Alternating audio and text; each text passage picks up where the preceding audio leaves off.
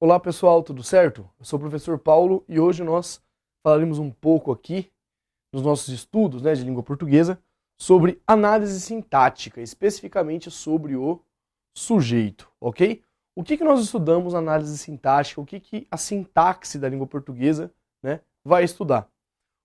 As relações entre os termos da oração. A relação que o verbo estabelece com o seu sujeito, a relação do verbo com o seu complemento, a relação do nome e o adjunto adnominal e o complemento nominal, enfim. Quais as relações que os termos estabelecem dentro da oração. Não estudamos aqui, portanto, morfologia, classes de palavras, classes gramaticais. Estudamos a relação dos termos dentro da oração. Partindo desse princípio, portanto, nós teremos o sujeito sempre que tivermos verbo. Sem verbo, eu não tenho sujeito. Ok? É necessário para a existência do sujeito que exista um verbo. Certo? Professor, sempre que tiver verbo tem sujeito, sempre que tem sujeito tem verbo, calma. Nem todo verbo vai ter um sujeito. Às vezes o verbo está na sua forma nominal, às vezes a gente tem uma oração que não tem sujeito, como a gente vai falar daqui a pouco, mas é imprescindível para a existência do sujeito a existência do verbo. Ok? Definição do sujeito, que seria o sujeito, portanto. O sujeito é o termo com o qual o verbo concorda. Para que haja sujeito, deve haver verbo. Sem verbo, não consigo, não encontro o sujeito, certo? Por isso nós dizemos que nós encontramos o sujeito apenas nas frases oracionais e não nas frases nominais. O que é isso? Frase oracional é aquela frase que tem verbo. Frase nominal é a frase que não tem verbo, ok? Se aparece um verbo na frase nominal, o verbo está na sua forma nominal. Ou no infinitivo, ou no gerúndio, ou no particípio. Ok? O sujeito é o termo com o qual o verbo concorda. Para que haja sujeito, deve haver verbo. Portanto, para a gente ver aqui o primeiro exemplo, procuremos o verbo. Collor diz que busca da Lava Jato foi invasiva. Collor diz foi invasiva. Ok? Collor diz que busca da Lava Jato foi invasiva. Nós temos aqui duas orações, A primeira, Collor diz. A segunda, que busca da Lava Jato foi invasiva. Certo? O verbo dizer. Sempre para encontrar o sujeito, o que eu vou fazer? Antes do verbo, eu pergunto o que ou quem. Ok? Aí eu encontro, com qual termo esse verbo está concordando. Collor diz. Quem diz? Collor. Vejam que, quando eu digo aqui que o sujeito é o termo com o qual o verbo concorda, a gente analisa o verbo. O verbo está na terceira pessoa do singular. Ele diz. Ele quem? O sujeito Collor. O nome, portanto, aqui, que seria substituído por um pronome de terceira pessoa do singular. Ele. Busca da Lava Jato foi invasiva. Pergunto antes do verbo. O que foi invasiva? Busca da Lava Jato. Tudo isso tem função de sujeito. Novamente, se o sujeito é o termo com o qual o verbo concorda, o verbo está aqui. Foi. Analisando esse verbo, nós vemos terceira pessoa do singular. Eu fui, tu foste, ele foi. O que foi? Busca da Lava Jato. Se eu substituísse esse nome por um pronome, seria um pronome de terceira pessoa do singular. Ela, a busca da Lava Jato. Ok? Continuando. Portanto, a definição não deve ser semântica. É muito comum, quando nós estamos começando o estudo da análise sintática, lá no ensino fundamental ainda, para o professor facilitar o entendimento por parte do aluno, é comum que se diga que o sujeito é quem pratica a ação na oração, é quem pratica a ação na frase. Essa definição é semântica. E não dá conta, de entender o que é realmente sujeito. Por quê? Nem sempre o sujeito pratica a ação. Ah, professor, então um professor que eu tive lá no ensino fundamental não sabia de nada, era um idiota. Não, nada disso. Naquele momento, se alguém usou para você esse tipo de definição, não condene essa pessoa. Naquele momento era mais fácil para você entender essa definição de sujeito, ok? Mas nem sempre essa definição dá conta, essa definição semântica. Semântica é de sentido, Eu não devo encontrar, portanto, sujeito pelo sentido, pensando, quem pratica a ação é o sujeito. Nem sempre. Por quê? Porque o sujeito pode receber a ação do verbo. E eu ainda, o verbo pode não expressar ação alguma. Se o verbo não expressa ação, quem pratica a ação? Ninguém. E mesmo assim eu posso ter um sujeito. Ok? Então, olha só, a definição não deve ser semântica. Qual que é a nossa definição gramatical de sujeito? É o termo com o qual o verbo concorda. Ok? Bom, os bilhetes foram entregues às mães. Cadê o verbo? Nós temos aqui uma forma da chamada voz passiva, né? Os bilhetes foram entregues, uma locução verbal, portanto. Foram entregues. O que foi entregue? Lembre-se, para encontrar o sujeito, pergunta antes do verbo. O que foi entregue? Os bilhetes. O verbo, o sujeito, perdão, é o termo com o qual o verbo concorda. O verbo aqui, ó, foram entregues. Não foi entregue. Terceira pessoa do plural. Porque o meu sujeito é um sujeito de terceira pessoa do plural. Eles, os bilhetes. Vejam que nesse caso, o sujeito bilhetes não pratica ação alguma. Pelo contrário, recebe a ação. É voz passiva, não voz ativa. Né? Voz ativa é quando o sujeito pratica a ação expressa pelo verbo. Voz passiva é quando ele recebe a ação expressa pelo verbo. Os bilhetes foram entregues às mães. Sujeito, os bilhetes. Retirando-se o sujeito da oração, no nosso caso aqui, né, os bilhetes, tudo que sobrar na oração vai ser o predicado, que não é o objeto de estudo dessa nossa aula de hoje, certo? Somente sujeito. Então, olha só, nesse caso, os bilhetes, sujeito, foram entregues às nossas mães, perdão, às mães, predicado, certo? Os bilhetes foram entregues às mães. Sujeito aqui, tudo pra cá é predicado. Só não é predicado vocativo. Se eu tiver vocativo na minha oração, o vocativo não tem função sintática, ok? Sujeito, o restante é predicado, exceto o vocativo que não tem função sintática. Então, olha só. Dizei-me vós, Senhor Deus, trechinho lá, né, do navio negreiro, do poeta dos escravos, do Castro Alves. Dizei-me vós, Senhor Deus, se é loucura ou se é pecado, tanto horror perante os céus. Quando ele coloca aqui, ó, dizei-me vós, esse vós é um vocativo, certo? O vocativo é o que a gente usa para chamar o nosso interlocutor. É um apelo, né, uma interpelação ao nosso interlocutor. Dizei-me vós, Senhor Deus. Professor, vós é o sujeito. Não é. Nesse caso, vejam que nós temos aqui o verbo, dizei-me. Esse vocativo não pode ter a função de sujeito, porque o vocativo não tem função sintática na oração. Professor, então quem é o sujeito? Nesse caso, a gente tem um sujeito elíptico, né? Um sujeito oculto, que nós veremos daqui a pouco, que é aquele que eu percebo, mesmo sem ele estar expresso na oração. Ele faz referência ao vós? Faz, mas eu não posso dizer que eu tenho aqui sujeito simples. Prova disso é que eu não posso separar, pessoal, sujeito de verbo por vírgula. E o vocativo sempre vai estar na oração separado por vírgula, certo? Se ele fosse sujeito, ele não poderia estar separado por vírgula. Então esse dizer-me teria qual tipo de sujeito? Sujeito oculto ou desinencial de segunda pessoa do plural, do vós, né? Mas não é o vós aqui expresso. Seria um sujeito oculto, ok? Bom, tipos de sujeito agora. Núcleo do sujeito. Dentre todas as palavras que formam um sujeito, ele carrega a ideia principal. Para a gente falar, né, dos sujeitos determinados, que a gente consegue determinar, é importante a gente começar falando disso aqui de núcleo do sujeito. O núcleo do sujeito é a palavra, é o termo do meu sujeito que carrega a principal ideia, certo? De toda a construção do sujeito. Por exemplo, ó, a construção do novo viaduto levou mais tempo do que imaginaram os governantes e engenheiros. Cadê os verbos? A construção do novo viaduto levou mais tempo do que imaginaram os governantes e engenheiros. Imaginaram. Para encontrar o sujeito, nós perguntamos antes do verbo o que ou quem. A construção do novo viaduto levou mais tempo. O que levou mais tempo? A construção do novo viaduto levou mais tempo. Tudo isso aqui tem função de sujeito. A construção do novo viaduto, sujeito do verbo levar aqui, ok?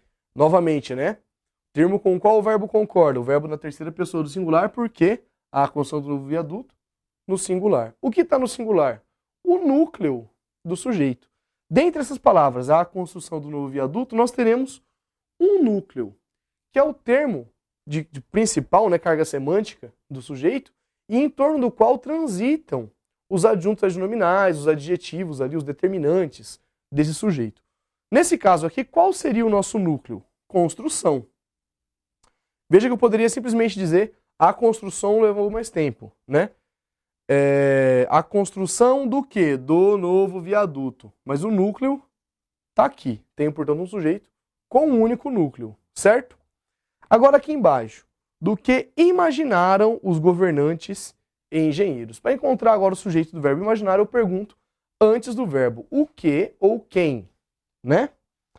A construção do novo viaduto levou mais tempo do que imaginaram os governantes e engenheiros. Do que quem imaginou. Quem imaginou? Vejam que o verbo está no plural, isso não é à toa. Quem imaginou? Os governantes e engenheiros. Nesse caso, vejam que nós temos dois núcleos de sujeito. Os governantes e os engenheiros imaginaram. Lembra que o sujeito é o termo com o qual o verbo concorda? Aqui nós temos um verbo no plural, por quê? Porque eu tenho dois núcleos. Qual é o primeiro núcleo? Governantes. E o segundo? Engenheiros. Ok? Vejamos agora então os tipos de sujeito. O primeiro tipo que a gente vai ver é o sujeito simples. Por que ele é chamado de sujeito simples? Porque ele só tem um núcleo, tá? Professor, mas tem que ser só uma pessoa, uma ideia de singularidade? Não. O nome pode ser plural, pode ser um substantivo coletivo, desde que seja apenas um núcleo, sendo singular ou plural, será sujeito simples. Esse núcleo precisa estar expresso na oração, ok? Possui apenas um núcleo. Eu peguei um trechinho aqui, lá do Machado de Assis, né, do conto A Cartomante, né, mais um dentre os tantos textos lá, não só do Machado, como de todo o realismo, né, tanto no Brasil quanto em Portugal, que tem, né, dentro do seu enredo aí a questão do adultério, certo? Camilo riu outra vez. Tu crês deveras nessas coisas? As ausências prolongadas já é outro. Peraí. Camilo riu outra vez. Cadê o verbo? Riu. Pergunto antes do verbo, quem riu? Camilo riu. Qual o tipo de sujeito aqui? Só tem um núcleo, sujeito expresso, sujeito simples. Ok? Já aqui embaixo. Tu crês deveras nessas coisas? Forma verbal está aqui. Crês. Quem crês deveras nessas coisas? Tu. Sujeito simples, no caso expresso por um pronome pessoal do caso reto. Tu, né? Vejam, riu terceira pessoa do singular porque o sujeito é de terceira pessoa do singular. Eu creio, tu crês. Segunda pessoa do singular porque o sujeito, tu, segunda pessoa do singular. Eu, tu, ok? Outro exemplo também lá do A Cartomante, né, do Machado de Assis. As ausências prolongaram-se e as visitas cessaram inteiramente. Primeiramente encontramos os verbos aqui. As ausências prolongaram-se e as visitas cessaram inteiramente. O que prolongaram-se? As ausências. Tudo isso é o sujeito. Qual o núcleo dele? Ausências. Sujeito simples, um núcleo expresso. O nome é plural, ausências, mas é sujeito simples. Prolongaram-se. As visitas cessaram inteiramente. O que cessaram inteiramente? As visitas. O núcleo é visitas. Novamente, sujeito simples, somente o núcleo expresso, e o nome está no plural. É comum haver confusão em exercício, e concurso adora fazer isso, de se colocar em exercício de análise do sujeito, o sujeito simples com pronomes indefinidos. Ninguém, alguém. Por exemplo, na seguinte frase, alguém bateu a porta. Ponto final. Qual o tipo de sujeito? É comum que se pense em sujeito indeterminado, porque alguém, eu não sei quem foi. Não. Sujeito simples. Qual o núcleo? Alguém. Ninguém sabia do acontecido. Ponto final. Sujeito indeterminado, não dá para saber, ninguém sabia. Não, sujeito simples. Qual o núcleo? Ninguém. Ok? Muita atenção, portanto, a isso. Continuando. Sujeito composto. Sujeito simples, um núcleo. Sujeito composto, dois ou mais núcleos. Vejamos. Camilo e Vilela olharam-se com ternura. Mais uma vez, né, um trecho aqui do conto A Cartomante, do Machado de Assis, lindo, maravilhoso. Olharam-se. Quem olharam-se com ternura? Pergunto antes do verbo. Camilo e Vilela. Este é um sujeito composto, porque eu tenho um núcleo aqui, Vilela, e outro núcleo aqui, Camilo. Ok? Por isso, sujeito composto, porque ele tem mais de um núcleo, certo? Se fosse somente um núcleo, sujeito simples. Agora o sujeito, esses três nomes, né, oculto, elíptico ou desinencial, fazem referência à mesma classificação. Vejamos como se dá isso. O sujeito oculto, desinencial ou elíptico não está explícito na oração. Mas eu consigo subentender quem é esse sujeito em razão do quê? Da terminação do verbo. Por isso que ele tem esses nomes. Ó. Oculto por quê? Eu sei quem é, mas ele está escondido, ele está oculto. Ele existe e eu sei quem é, mas está escondido. Desinencial por quê? Porque eu encontro esse sujeito através da desinência verbal. O que é desinência verbal? Aquela partezinha do final do verbo, não do radical do início dele, né? Do final do verbo que indica número, singular e plural, e pessoa, primeira, segunda e terceira, ok? E elíptico por quê? Em língua portuguesa, quando falamos em elipse, nós falamos em supressão de termo, certo? Quando eu tenho uma elipse numa frase, um termo da frase é retirado. No caso, qual o termo? O sujeito, ok? Bom, ele será, portanto, identificado pela conjugação verbal. Apesar de não estar explícito na oração, ele é subentendido. Vejamos aqui um trechinho agora do Memórias Póstumas de Brás Cubas, também do Machado de Assis. Algum tempo hesitei se devia abrir essas memórias pelo princípio ou pelo fim. Cadê o verbo? Hesitei.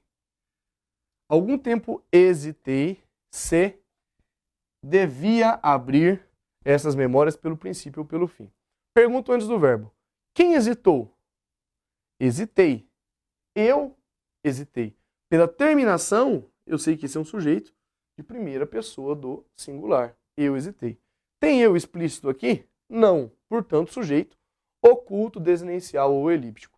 Professor, se eu tivesse aqui algum tempo eu hesitei, que tipo de sujeito seria? Simples. Núcleo explícito, único núcleo, sujeito simples. Como não tem, sujeito oculto. Se devia abrir essas memórias. Quem devia abrir essas memórias? Quem devia? Eu, primeira pessoa do singular. Identifico também pelo contexto, né? Algum tempo hesitei, eu hesitei, se eu devia. Veja que eu não tenho aqui, né, a confusão da primeira ou terceira pessoa. Eu sei que eu estou falando aqui da primeira pessoa, certo?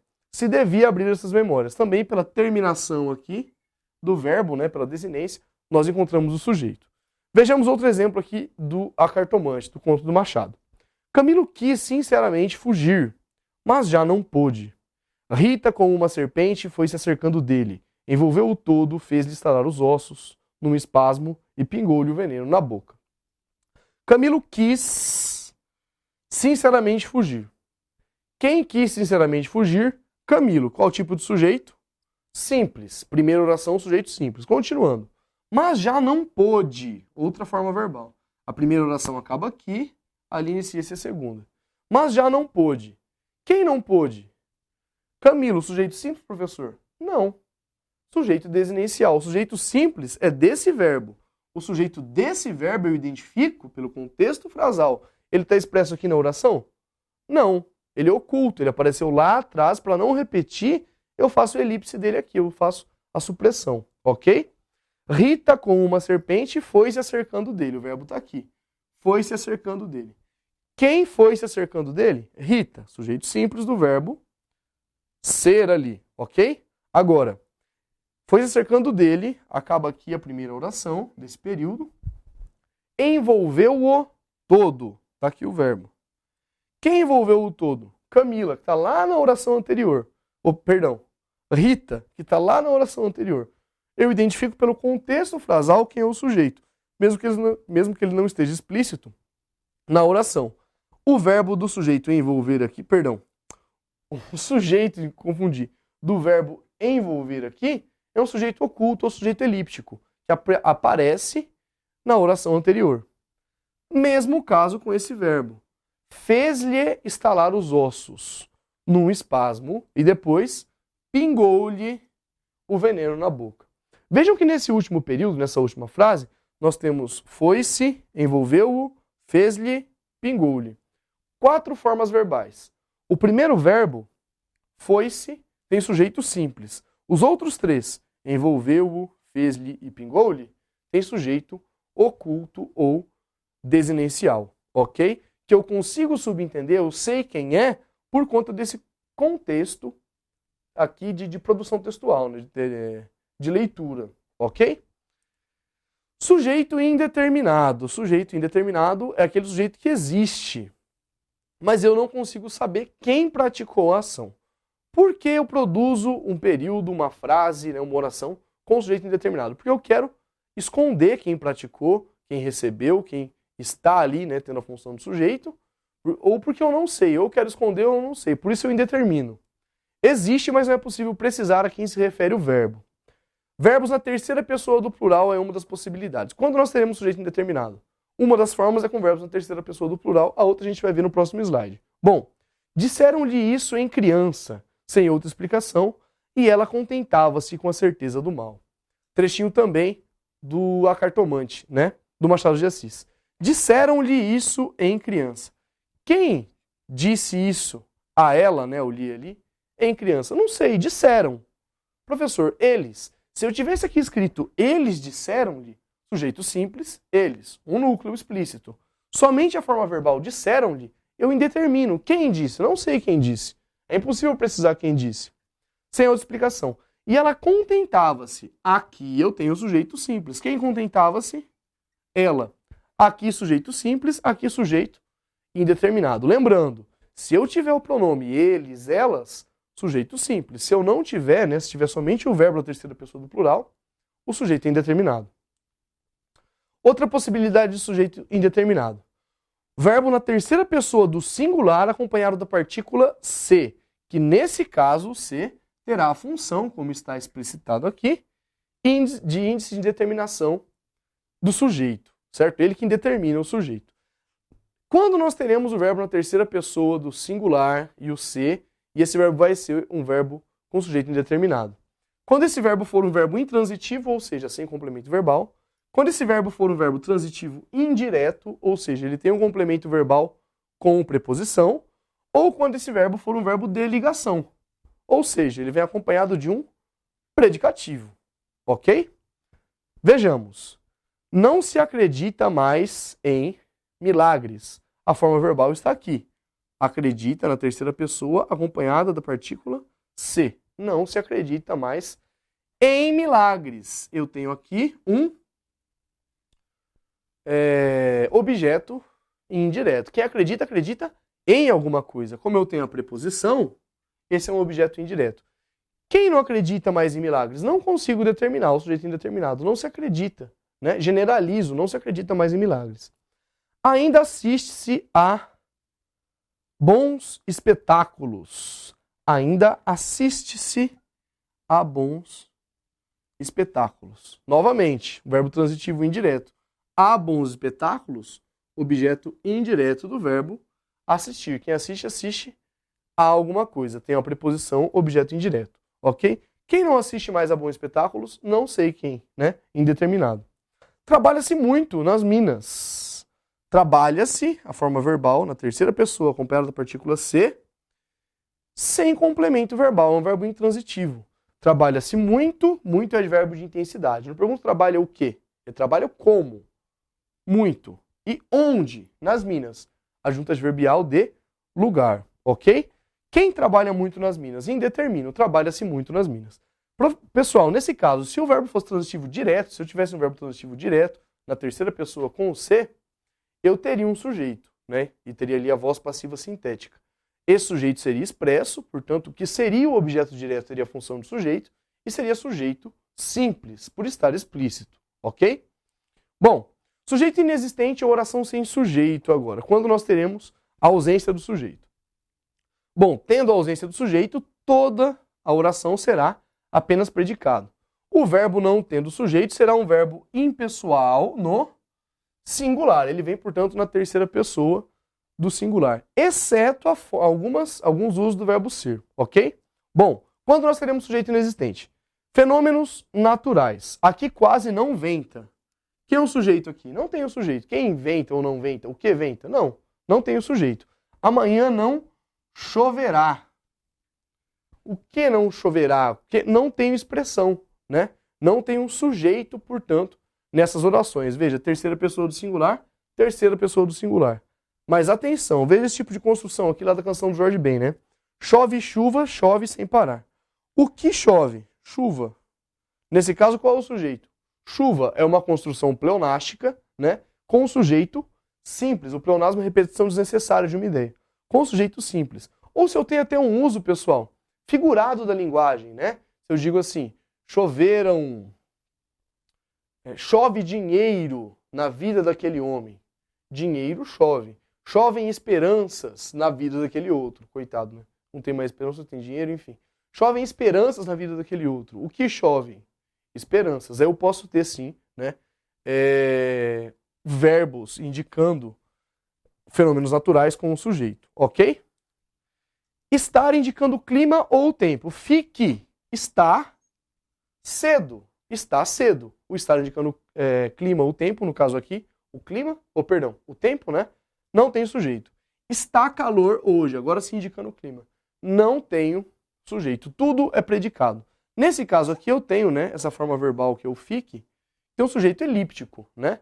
Eu estou usando aqui o verbo no imperativo, fique seria, né, da terceira pessoa do singular lá, do você, portanto, certo? Que você fique, está cedo. Fazer e haver indicando o tempo passado ou clima. Faz muito tempo que não a vejo. Percebam que, nesse caso, gente, o fazer é impessoal, porque ele não tem sujeito, portanto, ele sempre fica no singular. Faz muito tempo que não a vejo, faz no singular. Se fosse em 3 anos, faz 3 anos que não a vejo. Não fazem 3 anos, ok? Fez frio ontem. Novamente o sujeito, a oração sem sujeito, certo? Professor, mas o que seria frio ali, então? Objeto direto do verbo fazer. Há 10 mil anos nasceu o maluco beleza, o Raulzito. Há 10 mil anos.